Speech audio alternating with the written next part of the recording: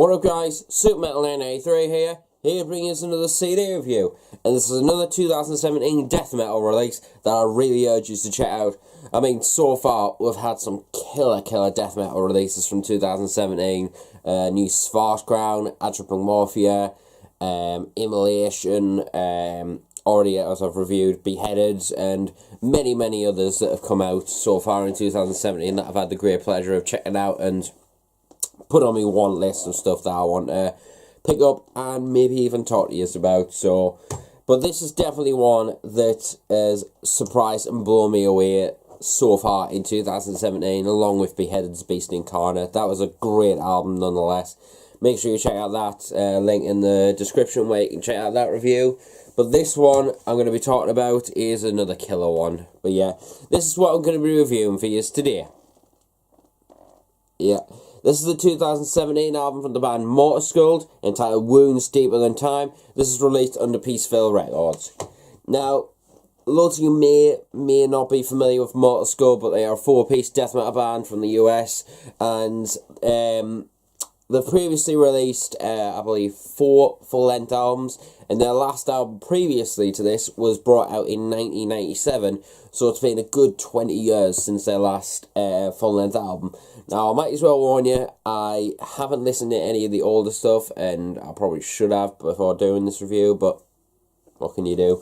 But this is my first exposure to the band, and if this is their first album in 20 years, I'd love to hear what they're doing like 20 years prior, like in some of the older albums, but that'll come in time, I'm sure.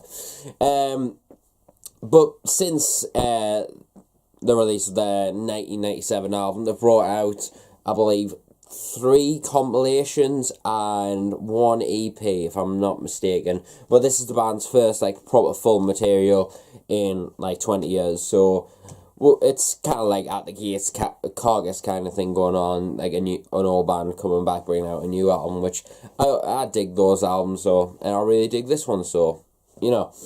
Anyway, I got turned on to this album because a YouTuber that I follow that loads of you may be familiar with, known as Cannibalistic Zombie, is a extreme metal bassist on YouTube, and one of the prime channels that I follow, really, and probably one of the prime reasons that I play a Warwick basses and fingerstyle, because his bass videos that I've always looked up to and always admired. And I got turned on to this band and this album because he was doing bass and said it was his new project that he was involved in, and I was quite excited because I'd loved any of his other projects that he's been in, especially Emblem and his progressive death metal band. I can't remember what it's called off the top of my head, but anyway, since then, since I follow his channel, he put up like a kind of like a compilation kind of video of some of his favourite riffs and stuff like that from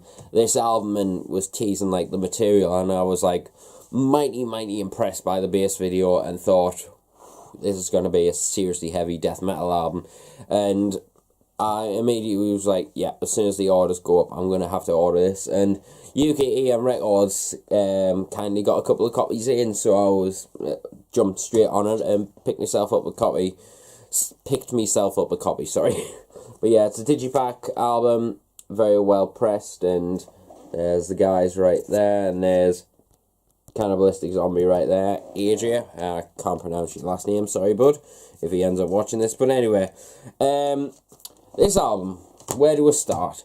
Obviously from that video I knew it was going to be one of those beefy, meaty, punishing death metal albums that's got a kind of like groovy kind of vibe and nothing too complex going on in it, and just something like that just gets straight to the riffs and just the pounding death metal vibe straight there. And I was right indeed.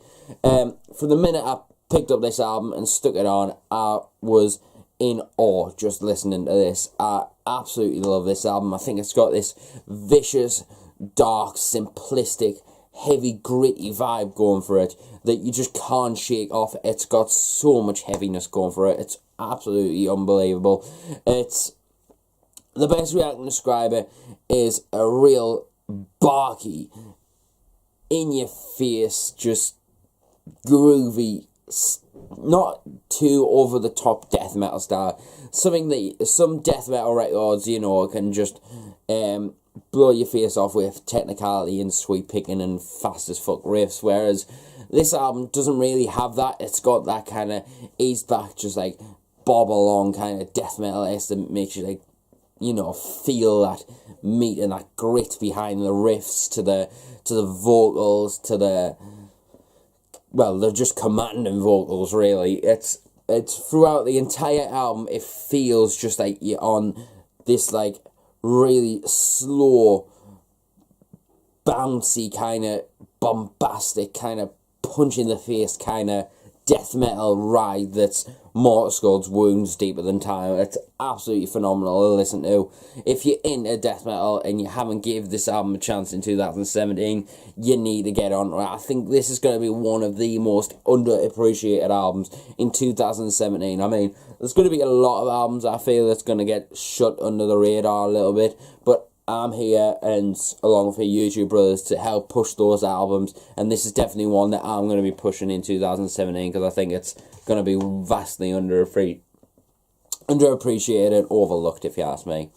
As for the musicianship going on, it's absolutely fantastic. As I said, it's a bit more of a simplistic kind of vibe to it. It's not overly technical. There's just some like, in the drum work, it's not like crazy George Callias or Hannes Grossman or anything like that. It's just got the simple grooves where it needs to be, and then it's got some quite fast blast beats in there for good measure.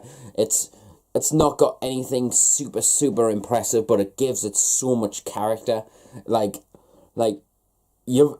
I'm one of those people, when it comes to death metal, I love the simplistic, old school kind of vibes, like, you know, like where it's just sheer groove and just feels, you know.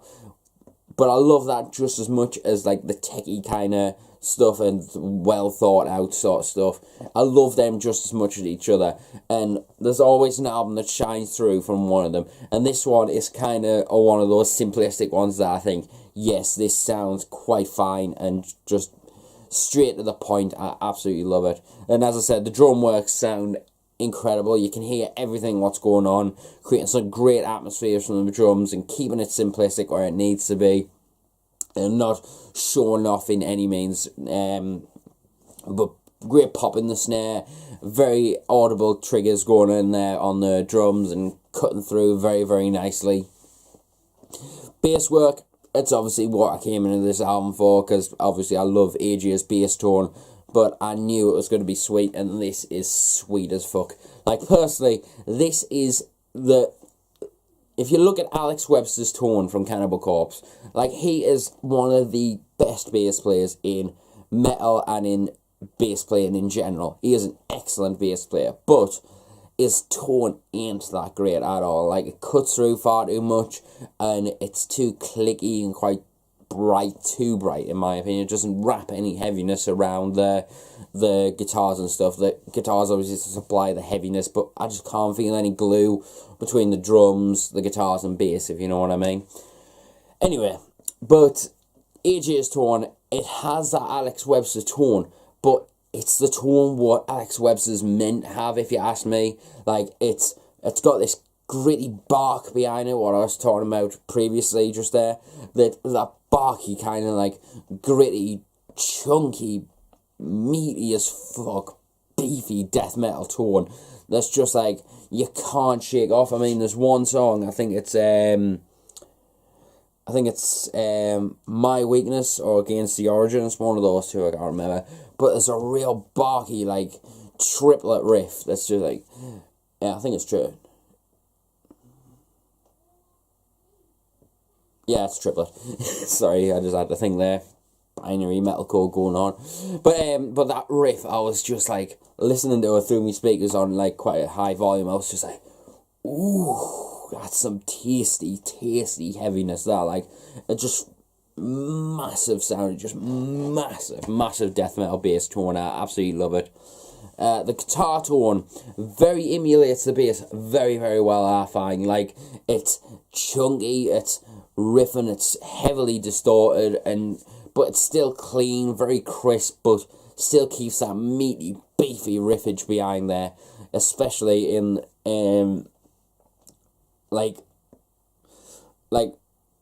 just in the heavier sections. It just crushes you and just pummels you right in the face where it needs to. It just doesn't stop. It's just, oh, so goddamn good. I mean, what more can I say?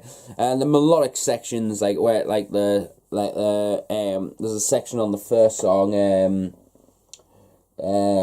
I think it's the first song, Breathing in the Black or Hating Life, I can't remember which one it is, but there's a melodic bass section under where he's tapping, and then the guitarist is playing some like melodic kind of chunky death metal riff over the top, and it just sounds so goddamn crushing. I absolutely love it. Vocal wise, I have to say this is a very, very different sound than I was expecting. I was expecting loads of death metal, lows, kind of like crushing, just like